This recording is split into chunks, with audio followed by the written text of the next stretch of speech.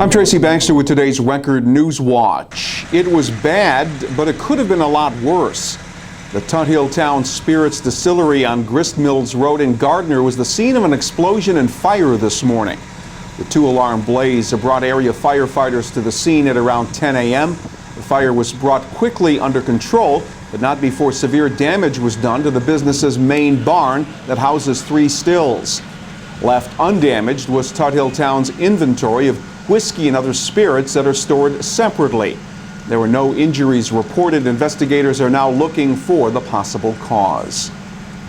Village of Goshen police have arrested a local resident in connection with a series of burglaries along Goshen's Main Street last Thursday night, with the break-ins and resulting damage leading to the closing of a pair of county buildings on Friday.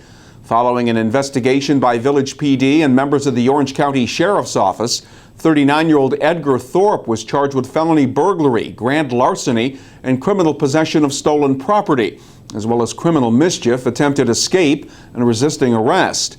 The burglaries forced the closing Friday of the 1841 courthouse and adjoining annex building that houses the County Office of Consumer Affairs and Water Authority. Stolen from the courthouse, according to the Sheriff's Department, several stone arrowheads, artifacts, Civil War-era medals, a county laptop computer, digital camera, and some cash. All those stolen items were recovered. Police say Thorpe also broke into Joe Fix-It's and Limoncello restaurant. Thorpe lives in an apartment above the Main Street restaurant, and officers armed with a search warrant discovered proceeds from some of the burglaries in the residence.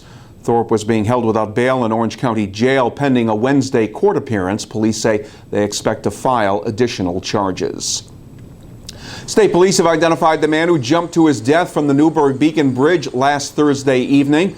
The body of 34-year-old Frank Rendy of Bridgeport, Connecticut, was recovered from the Hudson River Sunday morning after it was spotted by a person walking across the bridge.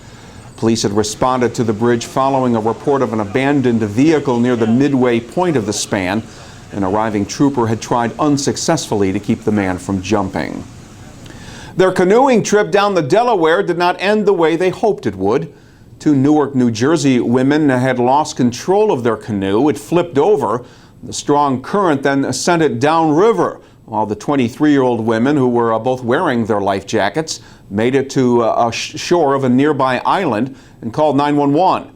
Emergency responders from 5 local communities arrived and ferried the women one by one to West End Beach in Port Jervis.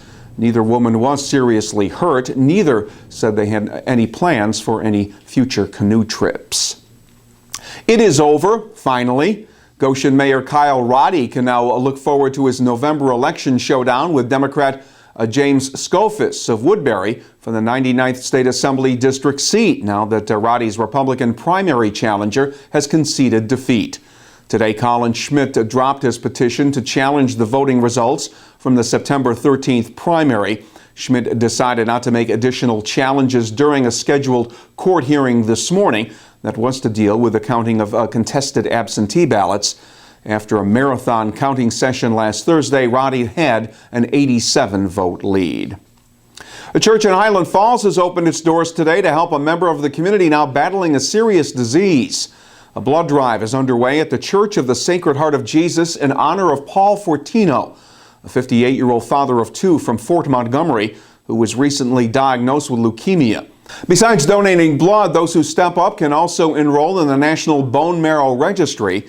Fortino is currently receiving chemotherapy treatment and will likely require blood and platelet transfusions. At the completion of the chemotherapy, Fortino hopes to receive a bone marrow transplant. The Highland Falls Drive continues until 9 tonight. And all they were saying was, give peace a chance. Close to 600 students at Hamilton Bicentennial Elementary School in Cutterbackville were making that visual statement Friday by forming a human peace sign outside the school. Their giant display was their way of celebrating International Peace Day. Bicentennial was one of a number of schools nationwide to take part in a Pinwheels for Peace project. While forming their peace sign, they held pinwheels that they had made as part of the school's character education program.